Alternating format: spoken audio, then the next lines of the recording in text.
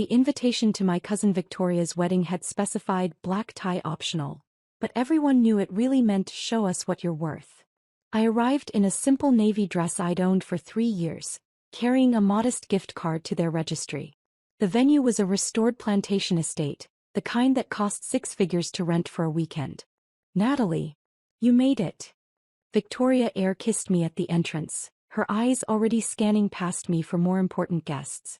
We weren't sure you'd be able to afford the trip. Wouldn't miss it, I said simply. The estate's grand ballroom glittered with crystal chandeliers and elaborate floral arrangements that probably cost more than most people's monthly rent. A string quartet played softly in the corner. Ice sculptures shaped like swans slowly melted near the champagne fountain. I found my name at the seating chart exactly where I expected it, table 17 in the far back corner near the kitchen doors. The budget table, as my cousin Emma had called it in the family group chat, thinking I wouldn't see. The table for family members who didn't quite measure up, who needed to be invited but didn't warrant premium placement. My table mates were already seated when I arrived. Great-uncle Harold, who smelled like mothballs and told the same 3 stories on repeat.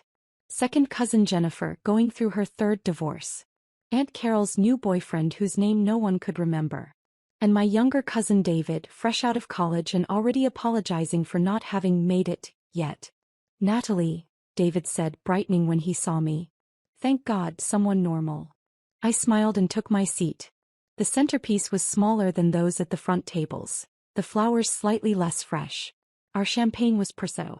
Our table linens had a small stain that someone had tried to flip underneath. From our position I had a perfect view of the important tables. Table 1, closest to the bride and groom's sweetheart table, held Victoria's new in-laws, old money, the kind that whispered rather than shouted. Table 2 was my successful cousins. Emma and her hedge fund manager husband, Marcus and his surgeon wife, Christina, who just made partner at her law firm. Table 3 was my mother's siblings and their accomplished children. Aunt Sarah, who never missed an opportunity to compare her children's achievements to mine. Uncle Richard, whose son had just been promoted to vice president at a Fortune 500 company. Aunt Catherine, whose daughter was a published author with a book tour across 12 states. My mother sat at table 4, positioned so she could see me but with enough distance to maintain plausible deniability about our relationship. She wore her disappointment like a designer handbag, expensive and obvious. The ceremony began at 6. Victoria looked stunning in her custom Vera Wang gown. Her fiancé, Preston, came from a family that owned a chain of luxury car dealerships across the South. The vows were traditional, the kiss was perfectly timed for photographs, and the recession was exactly long enough to allow the important guests to reach the cocktail hour first. At the cocktail hour, I accepted a glass of Prosecco and examined the elaborate appetizer stations. Oyster bar, sushi station, carving station with prime rib, artisanal cheese display that looked like edible architecture. Natalie, sweetheart, Aunt Sarah descended on me, her smile sharp. How wonderful that you could make it.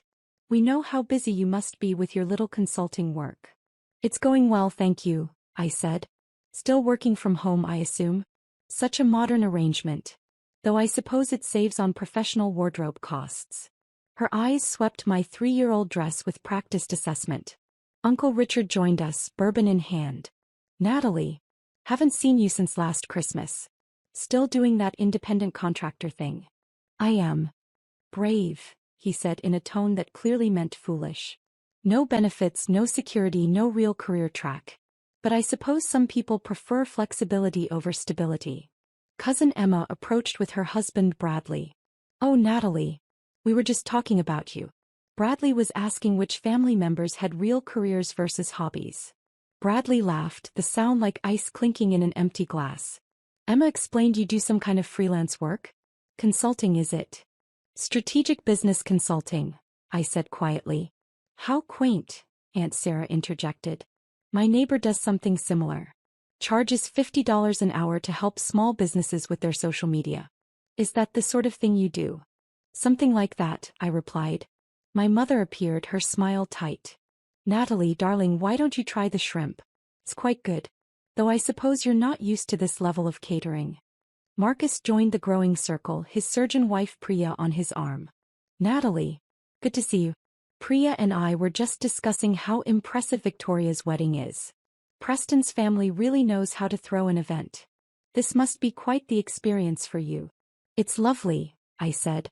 I imagine it's different from what you're accustomed to, Priya added, her voice dripping with false kindness. But exposure to this level of success must be inspiring. Show you what's possible when you really apply yourself. Christina appeared with a champagne flute. Real champagne, not Prosecco. Speaking of success, did everyone hear about my promotion? Senior partner finally. The firm is giving me the corner office and doubling my support staff. Congratulations erupted around the circle. Aunt Sarah beamed. Uncle Richard raised his bourbon and toast. My mother's face lit up with the kind of pride I'd never seen directed at me. That's real achievement, Uncle Richard declared. Partnership at 39. That's the kind of success we value in this family. Not everyone can reach those heights, Aunt Sarah said, glancing at me. Some people are satisfied with simpler paths. And that's fine too. The world needs all types. The dinner bell chimed, calling us to our assigned tables. I returned to table 17, where Great-Uncle Harold was already halfway through his first story. The salad course arrived.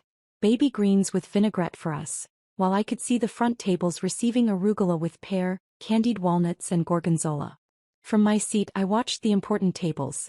Watched Aunt Sarah hold court, describing Christina's promotion in elaborate detail. Watched Emma show off photographs of her new summer home in the Hamptons. Watched Marcus discuss his latest research paper that was under review at a prestigious medical journal. My mother kept glancing back at me, her expression a mixture of pity and embarrassment. The main course arrived. Our table received chicken. Slightly dry, clearly from the first batch that had been sitting too long. The premium tables got filet mignon and lobster tail. The contrast wasn't subtle. They really put us in the overflow section, David muttered. Might as well have seated us in the parking lot. After dinner the toasts began. Victoria's father spoke about legacy and family tradition.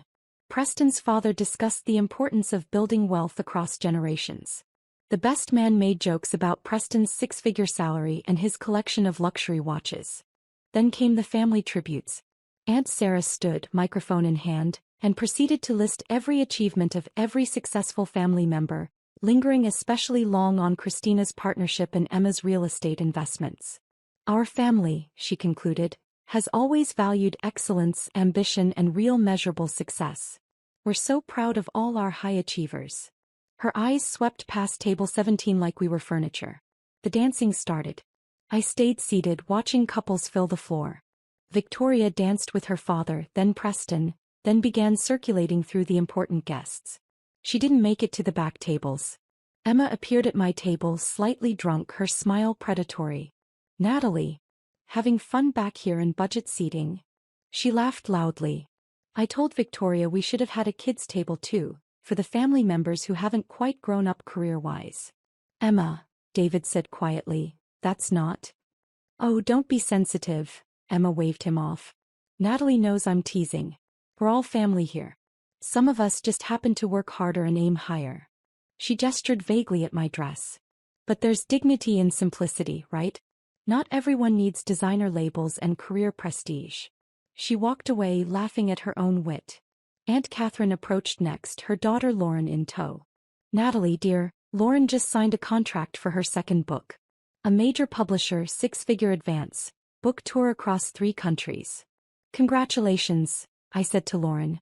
Thanks, Lauren said not unkindly. What are you working on these days? Various consulting projects, I said. How nice, Aunt Catherine interjected. Those little freelance gigs. Very flexible, I'm sure. Lauren's schedule is so demanding with her book launches and literary festival appearances, she barely has time for anything else. Real success requires real dedication. My mother joined them, martini in hand. Natalie, are you having a good time? I know this isn't quite your usual environment. It's fine, Mom. I just wish. She trailed off, her eyes emotional. I wish you'd given yourself more opportunities. Look at your cousins. Real careers, real achievements, real respect. When people ask me about my daughter, I have to explain that you're figuring things out at 36. I figured things out just fine, I said calmly. Have you? Aunt Sarah rejoined the conversation. Because from where we're standing, it looks like you've been treading water for years while everyone else moved forward. Uncle Richard appeared with a fresh bourbon. It's not too late, Natalie. You're still young enough to start a real career. I could ask around, see if anyone needs entry-level staff.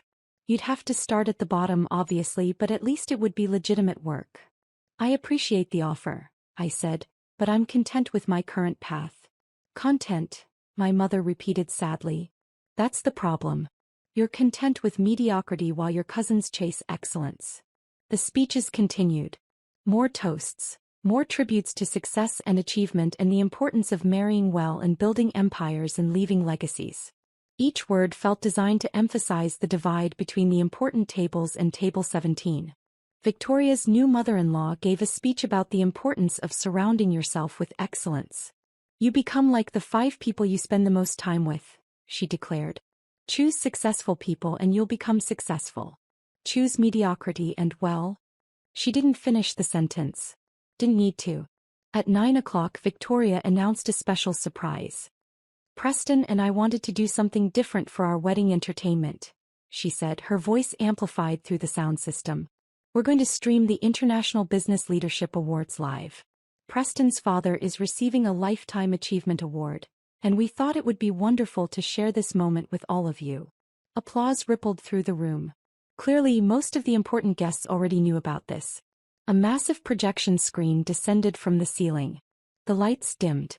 The awards ceremony livestream began, showing an elegant ballroom in New York City filled with people in formal attire. The ceremony opened with a montage of past winners. CEOs of major corporations. Founders of billion-dollar startups. Leaders who'd revolutionized entire industries. The host appeared, a famous business journalist whose books I'd actually read. Welcome to the 25th Annual International Business Leadership Awards, she announced. Tonight we honor the visionaries, the innovators, the leaders who have fundamentally transformed how we do business in the modern era. At Victoria's wedding, the front tables watched with interest. Table 17 was mostly ignored. Great-uncle Harold had fallen asleep and Jennifer was scrolling through her phone. The ceremony began with the smaller categories. Innovation in technology. Breakthrough Startup of the Year. Excellence in Sustainable Business Practices. Each winner gave a brief speech, accepted their crystal trophy and exited. Aunt Sarah turned in her seat to look at me. Even from this distance I could see her smirk. This was exactly her kind of event. Celebrating the type of success she valued, the type she wished I'd achieved. The host returned to the podium. And now we come to our major awards of the evening. First, the Global Impact Award, presented to the individual whose business has created the most significant positive change across multiple countries and industries. The screen showed images of hospitals, schools, clean water facilities, manufacturing plants, community centers. All funded and built by the award winners' corporation and charitable foundation. This year's recipient, the host continued, has built an enterprise that operates in 37 countries, employs over 60,000 people, and has pioneered breakthrough approaches to ethical supply chain management, sustainable manufacturing and corporate social responsibility. More images flashed. Factories with solar panels, employee programs providing free education and healthcare, community investment initiatives, environmental restoration projects. Their work in transforming traditional consulting into a model that empowers local businesses in developing economies has created over 200,000 jobs globally. Their charitable foundation has donated $1.8 billion to education and infrastructure development. Victoria's guests were watching with polite interest. This wasn't Preston's father. His award was later. But it was impressive enough to maintain attention. Ladies and gentlemen, the host said, the Global Impact Award goes to Natalie Morrison, founder and CEO of Morrison Global Strategic Consulting. The wedding reception erupted in confused whispers. On the screen I appeared, walking onto the stage in New York City in a custom-tailored black gown, hair professionally styled, diamonds at my throat and ears. I looked nothing like the simple woman in the navy dress sitting at table 17. That can't be, Aunt Sarah started. Is that our Natalie? Emma's voice carried across the room. My mother's martini glass slipped from her hand, shattering on the floor. On screen, I accepted the crystal trophy, shook hands with the host and approached the microphone. Thank you. My voice echoed through both the New York ballroom and Victoria's wedding reception. When I started Morrison Global 13 years ago, people thought I was crazy to leave a stable corporate job to pursue independent consulting. My family was particularly concerned. Nervous laughter rippled through both audiences. I was told I was choosing a hobby over a real career, I continued. That freelancing was just a temporary phase. That I needed security, benefits, a traditional path. But I saw something different. I saw an opportunity to revolutionize how businesses approach strategic consulting, particularly in emerging markets. The screen showed graphs of exponential growth, maps of global expansion, photographs of the lives changed by Morrison Global's work. Today, Morrison Global operates in 37 countries with offices in 23 major cities. We employ 63,000 consultants, analysts, and support staff. Last year, our revenue exceeded $4.3 billion, with 40% going directly back into our charitable foundation and employee profit-sharing programs. At Victoria's wedding, the silence was absolute. I built this company quietly, I said from the screen.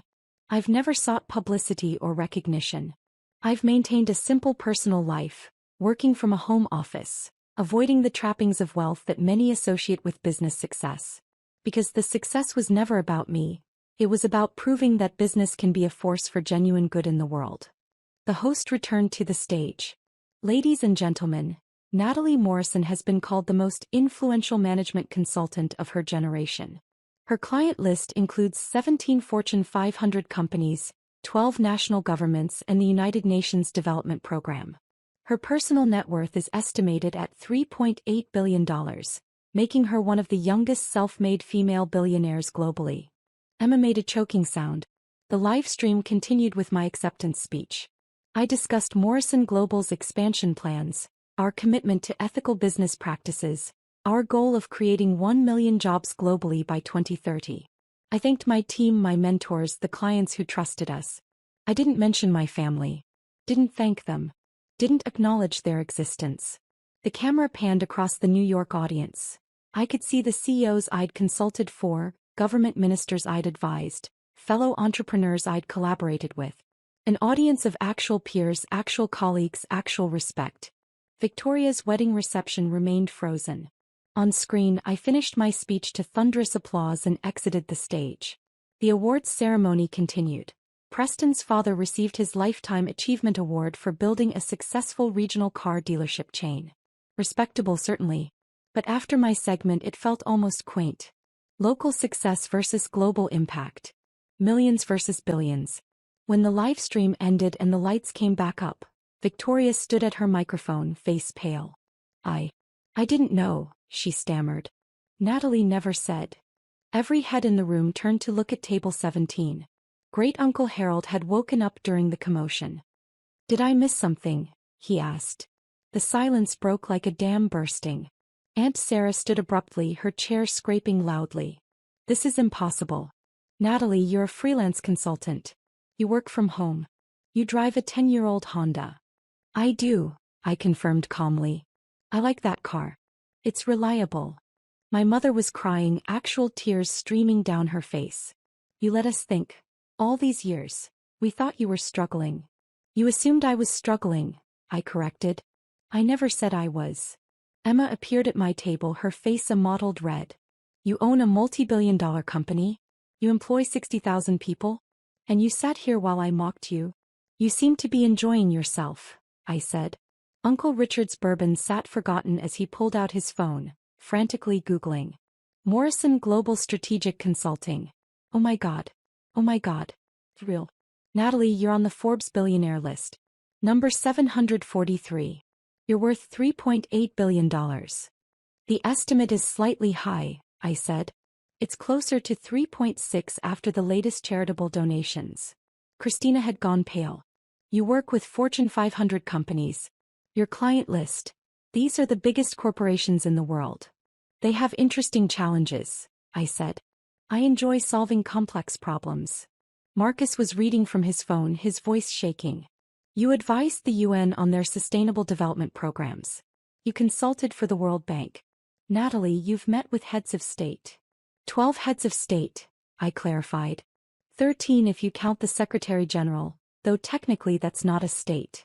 Aunt Catherine looked like she might faint. Lauren's book deal, her six-figure advance, is wonderful, I said sincerely. Writing is hard work. She should be proud. But you just won an award in front of thousands of business leaders, Aunt Catherine continued. You're wearing a gown that probably costs more than my 3-year-old navy dress? I suggested. Yes. I have appropriate attire for business functions. I just don't wear it to family events. Victoria had descended from the head table, Preston trailing behind her looking confused. Natalie, I seated you at table 17. I put you in the back. Near the kitchen. I noticed, I said. But you're more successful than everyone here combined. You should have been at the head table.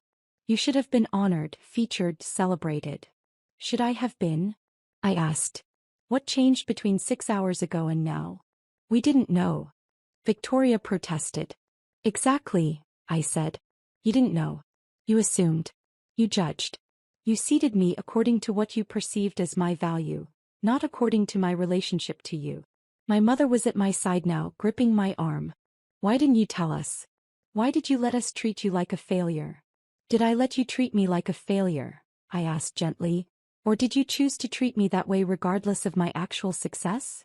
Priya spoke up, her surgeon's composure cracking. But your LinkedIn profile says independent consultant. No company name, no details. I value privacy, I said. Morrison Global's clients know who I am.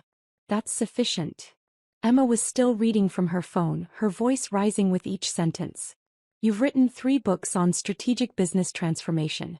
You lecture at Harvard Business School. You're on the board of directors for 6 major corporations. Natalie, you're famous. In business circles, you're genuinely famous. In certain circles, I agreed. I prefer to keep my professional life separate from my personal life.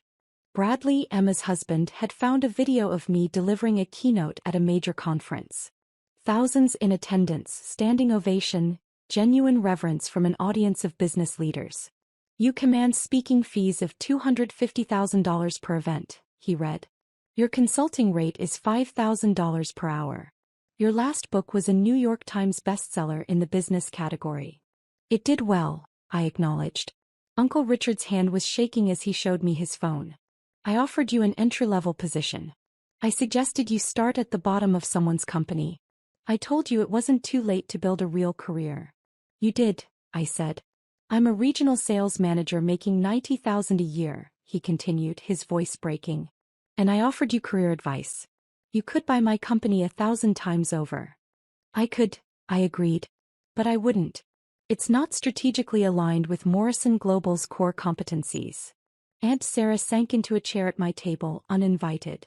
When you said you were a consultant, I thought you helped small businesses with their Facebook pages or something. I understand the confusion, I said. The word, consultant, covers a broad range of services. Lauren appeared, her face stricken. I bragged about my book tour. I talked about traveling to 3 countries like it was impressive. You operate in 37 countries. Your book tour is impressive, I said kindly. Different types of success aren't competitive. You're bringing stories to readers. That matters. But you brought jobs to hundreds of thousands of people, Lauren said. You built hospitals and schools. You changed lives on a massive scale. Different purposes, I said. Both valuable. Marcus was still scrolling. Your charitable foundation donated $720 million last year alone. That's more than most corporations earn in profit. We had a good year, I said. Victoria had started crying, her perfect makeup running. I mocked you about not being able to afford the trip. I seated you in the worst spot. I basically said you weren't important enough to matter at my wedding. You did say that, I confirmed. And the whole time you could have bought this entire estate. You could have paid for my wedding 100 times over without noticing. Probably closer to 200 times, I said. But yes. Preston spoke for the first time. My father is receiving a Lifetime Achievement Award for building 17 car dealerships across 4 states. He was so proud. He's worked his whole life for this recognition. He should be proud, I said. Building a successful regional business is an achievement. But you just won the Global Impact Award, Preston continued. The actual Global Impact Award. They called you one of the most influential business leaders in the world. They were very kind, I said. Emma's voice was a whisper. I called your career simple. I said you were the budget table success story. I made jokes about you not having grown up career-wise. You did, I said calmly. And you just sat there. You didn't defend yourself. You didn't tell us we were wrong. Would it have mattered? I asked. If I'd said, actually, I run a multi-billion-dollar global consulting firm, would you have believed me? Or would you have thought I was delusional or lying? Silence. That's what I thought, I said. My mother was openly sobbing now. I told you I was embarrassed when people asked about you. I said you'd chosen mediocrity. I wished you'd given yourself more opportunities. I remember, I said. But you've accomplished more than all of us combined. More than I ever dreamed possible. Different dreams, I said. I wasn't trying to compete with anyone. Christina's phone showed my Wikipedia page. Your company has won 17 major industry awards. You've been profiled in The Economist, Fortune, Forbes, Bloomberg. There's a case study about your business model taught at 8 business schools. 9 now, I corrected. Stanford just added 1. Aunt Catherine was reading from an article. This profile says you're known for your humility and privacy. That you refuse most interview requests. That you live modestly despite your wealth because you believe business success should be measured by impact, not personal luxury. That's accurate, I said. So you deliberately hid this from us, Emma said, her voice hardening. You let us humiliate ourselves. Did I asked. Or did you humiliate yourselves by making assumptions, passing judgment, and treating someone poorly based on perceived status rather than human decency? Uncle Richard stood up, trying to recover some dignity. Natalie, I think we all said some things tonight that we regret. In our defense, you were very secretive about your success. Was I secretive? I asked. Or was I simply living my life while you all created narratives about my failure without ever asking a single genuine question about my work? That's not fair, Aunt Sarah protested. Isn't it? In 13 years, how many of you ever asked me about my business? Not in a mocking way, not in a pitying way, but with genuine interest. No one answered. When I mentioned consulting projects, who asked what kind of projects? When I talked about traveling for work, who asked where I was going or why? When I worked from home, who considered that maybe I was running something significant rather than just freelancing? More silence. You all created a story about my life based on your assumptions and never questioned whether it was true. You seated me at the budget table literally and figuratively, without ever considering that maybe I didn't fit your narrative. Victoria's voice was small. What do we do now? I stood, smoothing my simple navy dress. You do whatever you want. You can feel embarrassed, ashamed, angry. You can reach out, apologize, try to rebuild relationships. You can pretend tonight didn't happen. That's your choice. And what will you do? My mother asked desperately. The same thing I've been doing, I said. Tomorrow, I'm flying to Geneva for meetings with the International Trade Organization. Next week, I'm in Singapore opening our new Southeast Asian headquarters. I have a company to run, clients to serve, employees counting on me. Will we see you again? Aunt Sarah asked, her voice cracking. I don't know, I said honestly. I need to think about whether I want to continue subjecting myself to judgment and mockery from people who should have valued me regardless of my bank account. I picked up my small purse. Congratulations on your wedding, Victoria. I hope you and Preston have a wonderful life together. Natalie, wait, multiple voices called out. But I was already walking toward the exit, my simple dress seeming almost regal now, my modest appearance transformed by the weight of truth. Behind me I heard Emma say, "She's really leaving. She's actually just leaving." What did you expect? David said quietly. You treated her like garbage. Now you know she's important and suddenly you care. But she's been the same person all along. I smiled at David's words but didn't turn back. Outside I called my driver.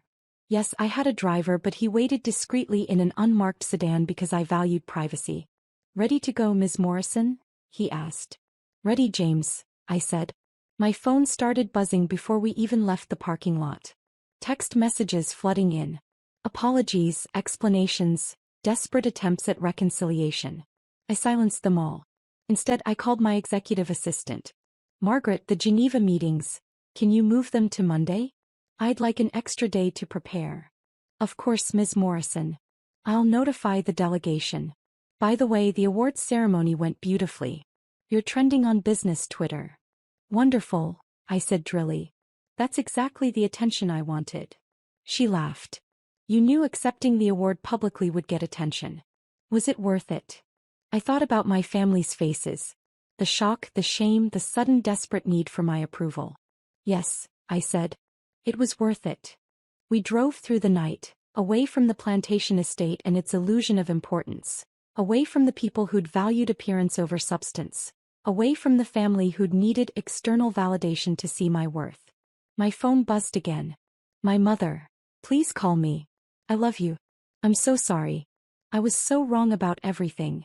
Rebecca, I don't even know what to say. I'm ashamed. Can we talk? Uncle Richard, I was completely out of line. You deserved respect regardless of your career. Please forgive me. Even Emma, you have every right to hate us. I hate myself right now. What I said was unforgivable. I put the phone away and watched the city lights blur past the window. They were sorry now. Now that they knew. Now that they'd seen the proof on a screen, heard it from an authoritative third party, seen the numbers and awards and validation from people they considered important. But would they have been sorry if I'd remained what they thought I was? A struggling freelancer with a simple life and modest means? I already knew the answer. Tomorrow I would wake up in my comfortable, unpretentious apartment. I would review the Geneva presentation materials. I would check in with my executive team across 6 time zones. I would approve the latest charitable foundation grants. I would be exactly who I'd always been. A person who measured worth by impact rather than appearance, by character rather than status, by genuine accomplishment rather than superficial markers of success. And I would do it all without needing their validation, their approval, or their belated respect. The road ahead was dark and quiet, but I'd never felt more clear about my path. Some families love you for who you are. Others need a live stream and a global award to even see you. I'd finally learned which kind of family I had. And more importantly, I'd learned I didn't need them to know my worth. I'd always known it myself.